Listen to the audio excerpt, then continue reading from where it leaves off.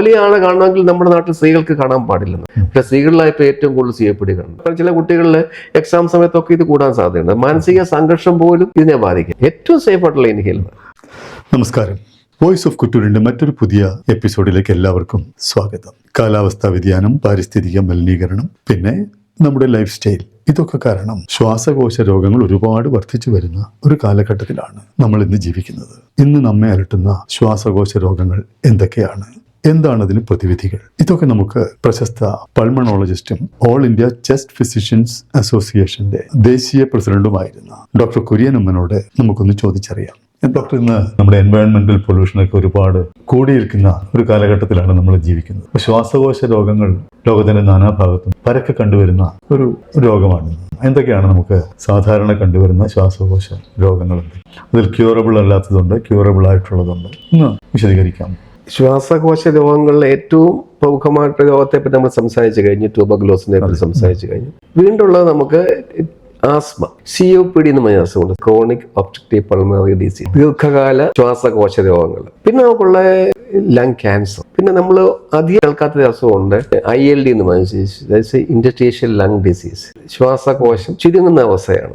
ശ്വാസകോശം തന്നെ രണ്ട് ഭാഗമാണ് തിരിക്കാം. ഒന്ന് ശ്വാസനാളങ്ങളും ശ്വാസകോശങ്ങളും. ശ്വാസകോശങ്ങൾ ടിഷ്യൂ ആണ്. ആ ടിഷ്യൂവിന് വരുന്ന അസുഖമാണ് നമ്മൾ TB ആയാലും കൊള്ളാം, അതുപോലെ ന്യൂമോണിയ ആയാലും കൊള്ളാം, ഈ പറയുന്ന ILD ആയാലും കൊള്ളാം. ശ്വാസകോശങ്ങളെ ബാധിക്കുന്ന അസുഖമാണ്. ശ്വാസനാളങ്ങളെ ബാധിക്കുന്ന അസുഖമാണ് ആസ്മയും COPD. മഹാശ്വാസനാളം എന്ന് പറഞ്ഞാൽ ട്രക്കിയാണ്.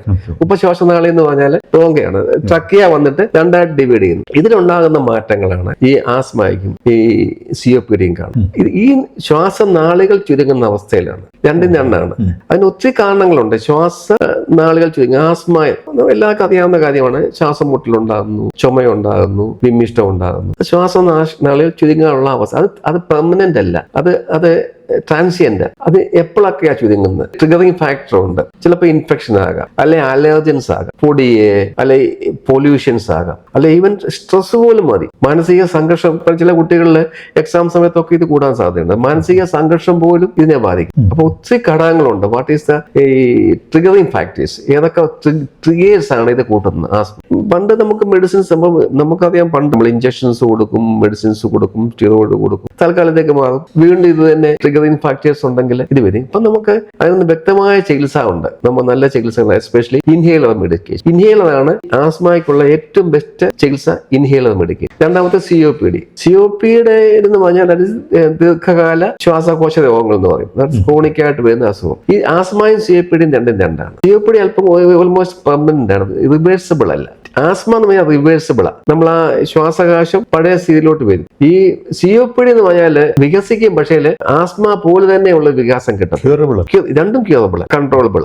Asthma well controllable disease. COPD to some extent we can control. COPDയുടെ മെയിൻ കാരണം എന്ന് പറഞ്ഞാൽ പുകവലിയാണ് ഏറ്റവും കുഴപ്പം ചെയ്യുന്നത്. അപ്പൊ അത് നമ്മൾ ആദ്യമേ മനസ്സിലാക്കി. എല്ലാ പുകവലിക്കാരിലും ഉണ്ടാകത്തില്ല, പക്ഷെ COPDയിൽ 80 to 90% of COPD patients are smokers. പുകവലിച്ചുകൊണ്ട് അവന് COPD ഉണ്ടാകണമെന്നില്ല, പക്ഷെ COPD കണ്ടുവരുന്നവരിൽ 80 to 90% പുകവലിക്കാൻ. അപ്പൊ COPDയുടെ ബെസ്റ്റ് ചികിത്സ സ്റ്റോപ്പ് സ്മോക്കിംഗ് ആണ്. സിംറ്റംസ് അണപ്പും കിതപ്പുമാണ്. അണപ്പും ചുമയാണ്, കഫം കാണും, അണപ്പും കിതപ്പും. അപ്പം ഈ ആസ്മയും COPDയും ഒക്കെ ഒരു ഓൾമോസ്റ്റ് ഈക്വൽ ആണ്. Lot of criteria to differentiate between asthma and COPD. അത് നമ്മൾ ഡിഫറൻഷിയേറ്റ് ചെയ്യാൻ വേണ്ടി ക്രൈറ്റീരിയ ആണ്. ചികിത്സയിൽ ചെറിയ ചെറിയ മാറ്റങ്ങളുണ്ട്. പിന്നെ ഈ പുകവലിയാണ് കാണണമെങ്കിൽ നമ്മുടെ നാട്ടിൽ സ്ത്രീകൾക്ക് കാണാൻ പാടില്ലെന്ന്. പക്ഷെ സ്ത്രീകളിലായപ്പോൾ ഏറ്റവും കൂടുതൽ COPD കാണും. സ്ത്രീകളിൽ കൂടുതൽ COPD കാണുന്നത് കിച്ചണിലെ പുകയാണ്. നമ്മൾ അടുപ്പ് കത്തിക്കുക, ചാണകം കൊണ്ട് നമ്മൾ അടുപ്പ് നോത്തിലൊക്കെ, അതാണ് ഏറ്റവും കൂടുതൽ ഈ വിറകടുപ്പുകളാണ് ഏറ്റവും കൂടുതൽ. പക്ഷെ ഇപ്പോഴതൊക്കെ മാറ്റം ഉണ്ടെന്ന് തോന്നുന്നു. നമുക്ക് ഗ്യാസ് ഔട്ട് പൈപ്പിന്റെ നമ്മൾ കണ്ടുപിടിക്കാൻ താമസിക്കുന്ന TB ഉണ്ടല്ലോ. അതുപോലെ ആസ്മ, ക്രോണിക് ആസ്മ, പണ്ടത്തെ ചികിത്സ ഒന്നും എടുക്കാത്ത ആസ്മ പേഷ്യൻസ്, അവർ വേണമെങ്കിൽ COPD ആയിട്ട് വരാം. പിന്നെയുള്ള ലങ് ക്യാൻസർ ആണ്. ലങ് ക്യാൻസറിന്റെ ഇപ്പം അളവ് കൂടിക്കൊണ്ടിരിക്കുന്നു. എന്തുകൊണ്ടാണെന്ന് ചോദിച്ചാൽ നമുക്കറിയില്ല. അതിന്റെ ഒത്തിരി കാരണങ്ങൾ കാണും. നമ്മൾ കൂടുതൽ കണ്ടുപിടിക്കുന്നതുകൊണ്ടാണെന്ന് അറിയില്ല. ശ്വാസകോശ രോഗങ്ങൾ പലതും ക്യൂറബിൾ അല്ലല്ലേ? ട്യൂബർകുലോസിസ് അത് ക്യൂറബിൾ ആണ്.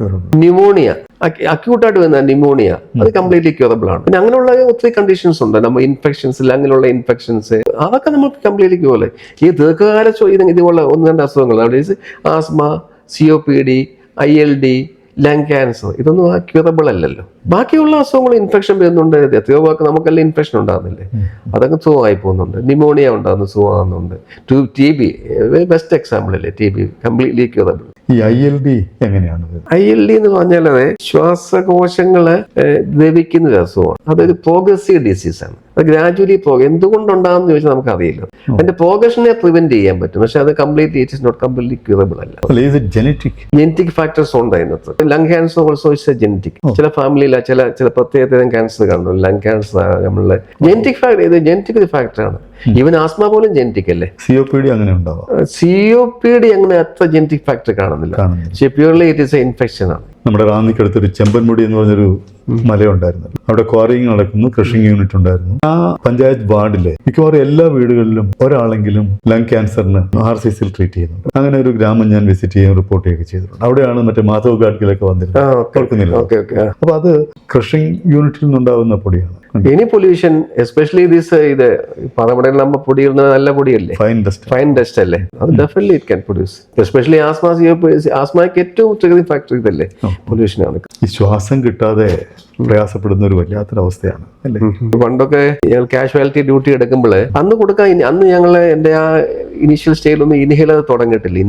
ഇൻഹേലറിനെ ഒരു പേടിയോടുകൂടിയാണ് വീക്ഷിക്കുന്നത്. ഇൻഹേലർ കൂടുതൽ തന്നെ വലിക്കാത്ത ആൾക്കാരെ, അതായത് വേണോ അവസാനത്തെ കൈയല്ലേ. ഓക്സിജൻ പോലും അന്നത്തെ എടുക്കാൻ മടിക്കുന്ന ആൾക്കാരെ ഓക്സിജൻ കൊടുക്കണം. ഓക്സിജൻ എന്ന് പറഞ്ഞാൽ അവസാന കൈയല്ലേ, നമ്മൾ മരിക്കുന്നതിന് മുമ്പ് ഓക്സിജൻ കൊടുത്തേക്കാൻ പറഞ്ഞ പോലെ ഉള്ളൂ. ഇപ്പൊ ഓക്സിജൻ ഇസ് എ ഡ്രഗ്. ഇപ്പൊ എല്ലാവരും മനസ്സിലായി ഓക്സിജൻ എന്ന് പറഞ്ഞാൽ ഡ്രഗ് ആണ്. ചില പേഷ്യന്റ് വീട്ടിൽ ഇപ്പൊ ഓക്സിജൻ മേടിച്ച് വെച്ചേക്കും, ലൈഫ് സേവിംഗ് ആണ്. It's A drug. Oxygen is A drug. Inhaler control ആവുന്ന മെഡിസിൻ ആണ്. പക്ഷെ ഞാൻ അല്പം കൂടി ഇൻഹേലർ മെഡിസിൻ കൊടുക്കാൻ ഈസി ആയ ഒരു കോവിഡിന് ശേഷമാണ്. കോവിഡോടുകൂടിയാണ് പൾമനോളജിയുമായ സ്പെഷ്യാലിറ്റി ഉണ്ടെന്നും ഇത് ആസ്മയ്ക്ക് ഏറ്റവും നല്ല ചികിത്സ ഈ ഇൻഹേലർ ആണെന്നും പറഞ്ഞു മനസ്സിലാക്കാൻ പറ്റും. പല പേഷ്യൻസ് ഇപ്പോൾ ഇൻഹേലർ ഇങ്ങോട്ട് ആവശ്യപ്പെടുന്നുണ്ട്. ഡിഫറൻസ് ഒന്ന് മനസ്സിലാക്കേണ്ടത്, ഇൻഹേലറിന്റെ അളവ് വളരെ കുറവല്ലേ. ഗുളിക 200 മില്ലിഗ്രാം ആണെങ്കിൽ ഇത് 200 മൈക്രോഗ്രാം. ഈ 0.2 മില്ലിഗ്രാം നേരെ ലങ്സിലോട്ടാണ് പോകുന്നത്. നമുക്ക് എവിടെ ചികിത്സ വേണ്ടത് ലങ്സിലാണ്. നേരെ നമുക്ക് ലങ്സിലോട്ട് കിട്ടുകയാണ്. മറ്റേത് അങ്ങനെയല്ല. നമ്മൾ ഗുളിക കഴിച്ച് വയറ്റിൽ ചെന്നിട്ട് അത് അബ്സോർവ് ചെയ്ത് ബ്ലഡ് വന്നിട്ട് 1% ലങ്സ് ചെല്ലുന്നുള്ളൂ. ഏറ്റവും സേഫ് ആയിട്ടുള്ള ഇൻഹേലർ. പക്ഷെ ആളുകൾക്ക് തിരിച്ചാണ് അത് നമ്മുടെ ഹെൽത്ത് സിസ്റ്റത്തിന്റെ കുഴപ്പം തന്നെയാണ്. നമ്മളെ അവരെങ്ങനെ പറഞ്ഞ് മനസ്സിലാക്കത്തിന്റെ കുഴപ്പം. ഇപ്പൊ അത് അഫോർഡബിൾ ആണ്, ക്വിക്ക് റിലീഫാണ്. ഡോക്ടർ, അപ്പോൾ മോഡേൺ ചികിത്സാ രീതികളിൽ ശ്വാസകോശം മാറ്റിവെക്കുന്നു, അത് ഹൃദയം മാറ്റിവെക്കുന്നത് പോലെ ശ്വാസകോശം മാറ്റിവെക്കുന്ന ഒരു രീതിയൊക്കെ വെസ്റ്റേൺ കൺട്രീസിലൊക്കെ പറഞ്ഞു കേൾക്കുന്നുണ്ട്. നമ്മുടെ ഇന്ത്യയിലും ചിലയിടത്തൊക്കെ ഇവിടെയൊക്കെ വായിച്ചതായിട്ട് കേൾക്കും. എന്താണ് നമ്മളെ ഇവിടെ എനിക്ക് കേരളത്തിൽ ഇപ്പൊ അധികം പ്രചാരണത്തിൽ ഇല്ലെങ്കിലും ഹൈദരാബാദിൽ ഒരു ഹോസ്പിറ്റലുണ്ട്. അതുമായിട്ട് കൊളാബറേഷൻസ് ഇപ്പൊ നമ്മളെ ബിലിവേഴ്സ് ഹോസ്പിറ്റൽ പോലും അവരുമായിട്ടുള്ള ഒരു കൊളാബറേഷൻ ഉണ്ട്. നമ്മൾ ഹൈദരാബാദിലെ ഹോസ്പിറ്റലുമായിട്ട് ലങ് ട്രാൻസ്പ്ലാന്റേഷൻ ഉണ്ട് നമുക്ക്. പക്ഷെ അത് ഓപ്ഷൻ ആയിട്ട് ഞാനിപ്പം കൂട്ടുന്നുള്ളൂ. കാര്യം success rate 2 to 3 years, maximum 2 years ആണ് മാക്സിമം സർവൈവ് ചെയ്തേക്കുന്നത്. ILD-ലൊക്കെ നമുക്ക് മറ്റു ഓപ്ഷൻസ് ഒന്നുമില്ല. It is only lung transplantation ആണ്. റിജക്ഷൻ ഉണ്ടാകാതിരിക്കാൻ വേണ്ടി നമ്മൾ മെഡിസിൻ കഴിച്ചുകൊണ്ടിരിക്കുന്നത്. ഡോക്ടർ അസോസിയേഷൻ ഓഫ് ചെസ് ഫിസിഷ്യൻസിന്റെ നാഷണൽ പ്രസിഡന്റ് ആയിരുന്നു. ഓക്കെ, ഈ ചെസ് ഫിസിഷ്യൻസ് ആവശ്യത്തിനുണ്ടോ ഇന്ത്യയിൽ? 84 ഞാൻ പാസ്സായി വന്ന വർഷം ഞങ്ങൾ 2 പേരേ ഉള്ളായിരുന്നു. ഇപ്പൊ ആവശ്യത്തിന് അധികം ഉണ്ടെന്നാണ് തോന്നുന്നത്. ഞങ്ങളുടെ സംഘടന തന്നെ ഇപ്പൊ 1000 കഴിഞ്ഞു. ഈ സ്പെഷ്യാലിറ്റിയെ പറ്റിയും അവര് അവയർനെസ് വന്ന കോവിഡിന് ശേഷമാണ്. അപ്പൊ അതുകൊണ്ട് പേഷ്യൻസ് നേരെ ഇപ്പൊ പൾമനോളജിസ്റ്റിനെ കാണാൻ വരുന്നുണ്ട്. അല്ലാതെ ഹോസ്പിറ്റലിൽ കിടക്കുന്ന പേഷ്യന്റ് പോലും അവര് ഡിമാൻഡ് ചെയ്യുന്നുണ്ട്. ഗ്ലോബൽ ലെവലിൽ നോക്കുകയാണെങ്കിൽ ഏറ്റവും കൂടുതൽ കാഷ്വാലിറ്റീസ് ഈ ലങ് എലിമെന്റിലൂടെയാണ് തോന്നുന്നത്. Definitely. COPD is alone is a major mortality. സ്മോക്കിങ്ങിന്റെ മൂലം ഉണ്ടാകുന്ന അസുഖങ്ങൾ കൊണ്ട് ഇന്ത്യയിൽ ഒരു വർഷം മരിക്കുന്ന 8 ലക്ഷം പേരാണ്. ആക്സിഡന്റ് മരിക്കുന്ന ബിലോ 1 lakh. നമ്മൾ വളരെ ലാഘവത്തോടു കൂടി കാണേണ്ട കാര്യമാണ്. സ്മോക്കിംഗ് എന്ന് പറഞ്ഞാൽ ലാഘവത്തോട് കാണേണ്ട കാര്യമല്ല. അത് പ്രിവെന്റ് ചെയ്യാൻ വേണ്ടി കൂടുതൽ എഫേർട്ട് ഇടേണ്ടി വരും. Okay doctor, thank you. Okay, voice of കുറ്റൂരിന്റെ ഈ എപ്പിസോഡ് നിങ്ങൾക്ക് ഇഷ്ടപ്പെട്ട് കാണുമെന്ന് കരുതുന്നു. ഇനി മറ്റൊരു പുതിയ വീഡിയോയുമായി താമസിയാതെ തിരികെ എത്താം. This is Radhakrishnan Kuttoor signing off from voice of Kuttoor, bridging heritage and headlines. Thank U.